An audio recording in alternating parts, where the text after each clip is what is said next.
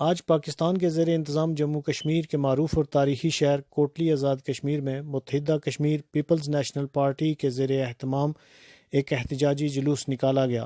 احتجاجی جلوس جموں کشمیر کے اندر بھارتی فورسز کے بڑھتے ہوئے مظالم کے خلاف تھا۔ مظاہرین آزادی ہم لے کے رہیں گے آزادی، ہم لے کے رہیں گے آزادی، حق ہمارا آزادی، انڈین ڈاگ، انڈین ڈاگ، یہ جلوس جب شہید چوک پہنچا تو جلسہ کی صورت اختیار کر لیا، جس سے UKPNP کے سینئر رہنما امتیاز بٹ نے خطاب کرتے ہوئے کہا کہ جا رہی ہے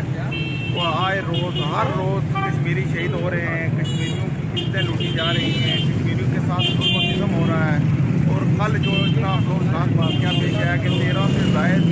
جو لوگ ہیں وہ شہید ہوئے ہیں، اور بتاتے ہیں کہ 50 سے بلکہ 100 سے زائد جو خبر آ رہی ہے کہ وہ لوگ زخمی ہیں، کیونکہ ہے اور جو ہمارے وکیل بنے ہوئے پاکستان والے ان کے قانون پر کیوں تک نہیں رہتی ہے۔ تو انڈیا کے یہ کوئی مظالم یہ آج کے دن نہیں ہے، وہ گزشتہ کئی دہائیوں سے ایسے مظالم ڈال رہا ہے، لیکن ہماری آواز مؤثر طریقے سے کوئی بھی نہیں بچا رہا۔ لہٰذا میں UKPNP کے ان رہنماؤں کا کہنا تھا کہ بھارت کا کوئی بھی